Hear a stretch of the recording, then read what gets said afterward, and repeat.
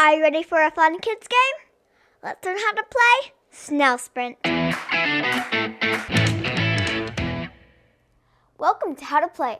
I'm Parker. Today we're learning Snail Sprint. We'll show you everything you need to know to play this game. Then at the end, we'll play through the first few turns of a game to help you jump right into it. If you're looking for a review of the game instead, you can find that linked in the description below. But right now, let's find out how to play. This is a very easy game to set up. Put together the 3 board pieces to make the bottom playing area. The side showing an A is the beginner board, but the B isn't really any harder to play, so you can start with either of them. Next, place the empty game tin on its side, in the cutout in the board. It doesn't matter which side you place on the table, just make sure the opening is towards the playing board. Then lay the podium in the tin for the finish line. Shuffle the cards and deal 1 face down to each player. Everyone should look at their own card, but keep it hidden from other players. Last, put all 6 snails on the starting space, and you're ready to play. In Snail Sprint, you're going to help those colorful snails race through Mrs. Meyer's garden. Once 3 of the snails reach the finish line, the race is done, and everyone shows their secret card. Players get points from each of the snails on their card that is on the podium. 3 points for first place, 2 points for second place, and 1 point for third place. Add up your points, and the player with the most is the winner. To start, pick a first player, and then turn order will go clockwise around the table. On your turn, you will do 2 things. First, roll both dice, and second, move 1 snail. That's pretty simple, but there are a few rules for moving the snails.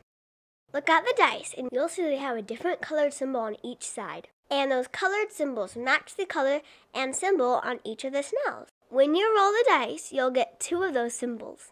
If it's the same symbol on both dice, your move is really easy. Move the snail with that symbol to the next space on the board with that same symbol. Now, if you roll 2 different symbols, you can pick either symbol as a snail, and the other symbol will move the space it's moving to. This is still pretty straightforward, but those snails have one last trick to play. Once a snail moves onto a space, it blocks the symbol below it. In this case, the snail symbol becomes a symbol for that space. So, if you were moving the blue diamond snail to the pink circle, it would move to the first uncovered space that has a pink circle, or to the pink snail, whichever's first. When this happens, the blue snail is placed on top of the pink snail in a snail pileup, and the symbol for that space would now change into a blue diamond. It's always the top snail symbol you use, no matter how many snails are in a pileup.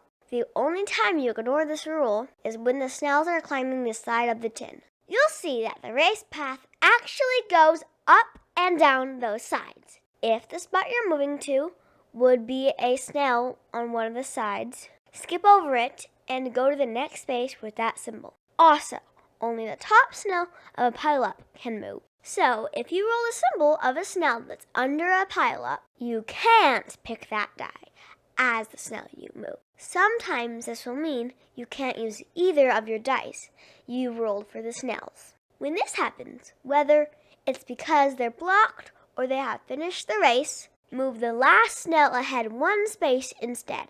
And that's everything you need to know about moving snails. You'll take turns like this for the whole game, rolling both dice and moving 1 snail. Eventually the snails will get near the end of the track, when there aren't any more spaces for the symbol you're trying to move onto. Move the snail onto the podium, and it's done for the race. The first snail to finish takes the first place spot, the second snail the number 2 spot, and the third snail goes the number 3 spot.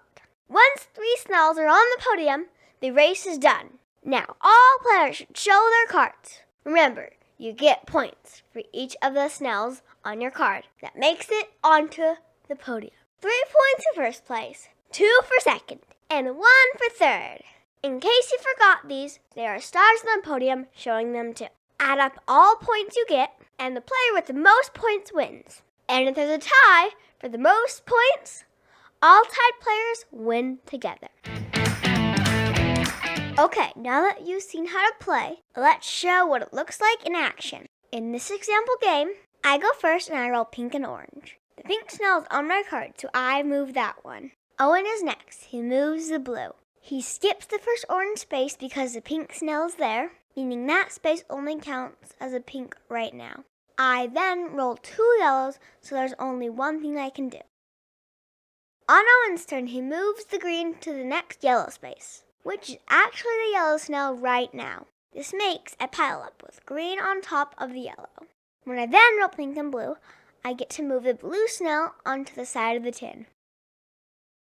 Now Owen also rolls yellow on both dice, but because there's a snail on top of the yellow, he can't do anything with those dice. So the snail in last place moves up 1 spot. On the last turn of our example, pink jumps over the blue snail, because you can't have pile-ups on the side of a tin.